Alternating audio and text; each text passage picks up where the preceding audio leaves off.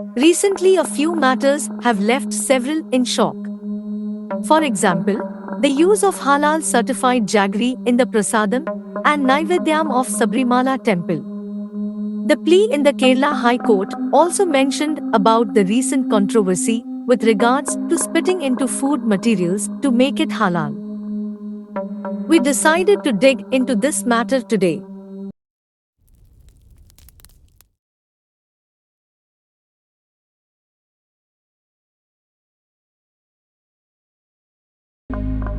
Halal is an Arabic word that translates to permissible or lawful under the Sharia, the Islamic law.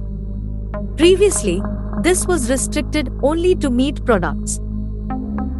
In Islam, the slaughter of the animal involves cutting of the jugular vein, carotid artery, and the windpipe. It's highly essential that the animal is healthy before slaughter. After the jugular vein is cut, the blood is drained completely from the body. The complete process is done while reciting Tasmiyah or Shahada. Mr. Ravi Ranjan Singh, Chairman of Jhatka Certification Authority, in an exclusive interview to OP India says that Indian Parliament and Indian Railways serve only halal meat. Not only the Railways and Parliament, Air India, then owned by the government, also served only halal food. It was also found that popular outlets like McDonald's, Zomato also serve only halal meat. It's clearly evident that halal meat is imposed on non-Muslims without their knowledge. But does the halal slaughtering end at only meat? Today, we have gone much beyond. Halal certification also is given to vegetarian food products, groceries, cosmetics, restaurants, tourism, drugs, hospitals, clothes, soaps, books, apartments, and whatnot. The Halal India is a leading halal certification body from India, and this halal trust is run by the largest and oldest, established in 1919, Muslim NGO called Jamiyat Ulma Hind. The money earned from the certification goes in the protection of Islamic beliefs, identity, heritage, and their places of worship. On 15th July 2021, it was reported that Jamiyat Ulma Hind cleric provided legal assistance to terror suspects arrested by the ATS.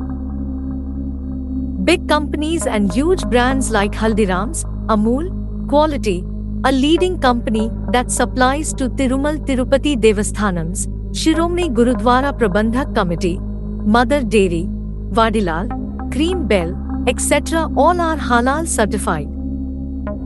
One may be shocked to realize that all these companies have entered our houses without our knowledge. They are present right inside our kitchens and we consume the same. Let us go back to the Sabrimala plea which mentions spitting into food materials for making it halal.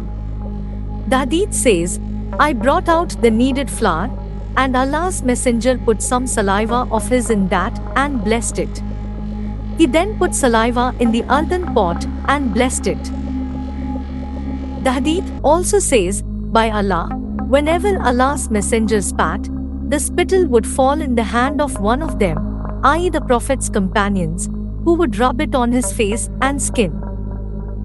Chapter 38 says, the Prophet used to say to the patient, in the name of Allah, the earth of our land and the saliva of some of us cure our patient.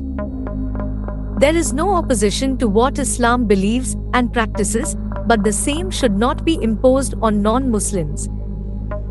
Obviously, there is no supply without demand. Halal certification is one such economy that is thriving.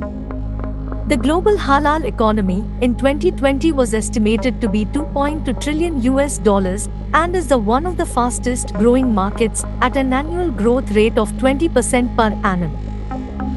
What are the consequences of this? Non-Muslim butchers have almost become unemployed. Non-Muslims are forced to eat halal food, irrespective of vegetarian or non-vegetarian diet. What is the way out? Sattvic certification, Sattvic Council of India is the world's first vegetarian food safety and regulatory compliance for vegetarians, Vedic basket, non-halal, any small local sellers. To conclude, we would like to say that together we can make a difference. If we decide to create a demand for non-halal products, then it will certainly be supplied. But for that, we will have to make a small sacrifice today. And that sacrifice is to completely stop using halal products. Are we ready for that?